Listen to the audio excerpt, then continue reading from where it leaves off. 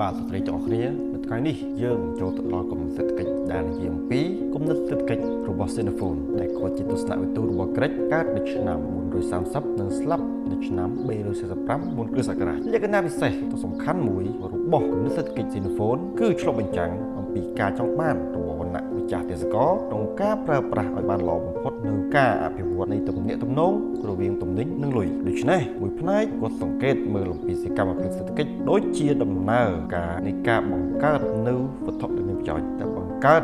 នៅតម្លៃក្នុងការប្រើប្រាស់គាត់គឺជាមនុស្សដំបូងនៅក្នុងប្រវត្តិសាស្ត្រដែលបានយកចិត្តទុកដាក់ទៅដល់ការបែងចែកកម្លាំងពលកម្មក្នុងសង្គមតែមួយផ្នែកទៀតលោកបែរជាឲ្យម្ចាស់ទេសចរដឹងថាដើម្បីមានបានវាត្រូវតែមាននៅផលិតផលដែលលើសដោយដកចេញពីការបំពេញតម្រូវការជាអបបរមាដល់ទេសចរគំនិតសេដ្ឋកិច្ចរបស់ Xenophon មានដូចខាងក្រោមទី1គំនិតដីអំពីការបែងចែកកម្លាំងពលកម្មតាម Xenophon ការបែងចែកកម្លាំងពលកម្មមានតួនាទីជំរុញការចរាចរទំនិញទៅតាមតំបន់នីមួយៗពឹងផ្អែកទៅលើការបែងចែកកម្លាំងពលកម្មដែលវានឹងលើកកម្ពស់បាននូវគុណភាពនិងសកម្មភាពផលិតកម្មរវាងការបែងចែកកម្លាំងពលកម្មនិងទំហំទីផ្សារមានទំនាក់ទំនងយ៉ាងស្អិតរមួតជាមួយគ្នានៅកន្លែងដឹកទំនិញការអភិវឌ្ឍការបែងចែកកម្លាំងពលកម្មក៏អភិវឌ្ឍខ្លាំងផងដែរគំនិតពីតម្លៃ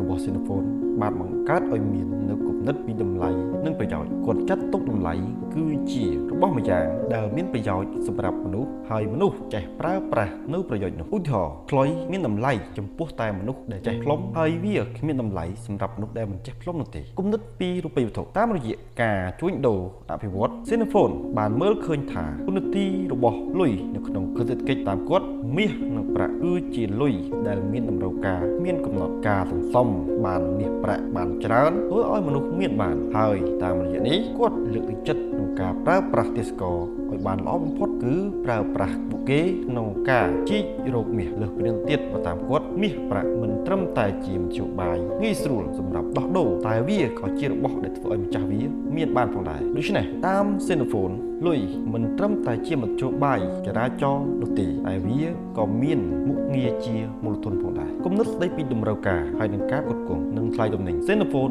មើលឃើញពីទំនាក់ទំនងរវាងតម្លៃទំនិញជាមួយនឹងការផ្គត់ផ្គង់តម្រូវការរបស់វាតាមហេតុផលនេះគាត់ជំរុញឲ្យម្ចាស់ទេសចរគួរតែទិញទេសចរនៅចំនួនតូចដើម្បីមិនធ្វើឲ្យវាកើនឡើងនៅតម្រូវការខាងទេសចរឬក៏បើកនៅអាជីវកម្មមួយបែបដែលវាមិនធ្វើឲ្យកើនឡើងនៅបរិមាណផ្គត់ផ្គង់ទំនិញលឿននោះទេគំនិតស្ដីពីទ្រព្យសម្បត្តិ Xenophon បានឲ្យដឹងថាទ្រព្យសម្បត្តិគឺជាបណ្ដារបស់របរប្រើប្រាស់ផ្ទាល់ខ្លួនចង់បាននៅទ្រព្យសម្បត្តិច្រើននោះម្ចាស់ទេសចរគ្រាន់តែបំពេញនៅតម្រូវការរបស់ទេសចរនៅកម្រិតអបបរមាបំផុត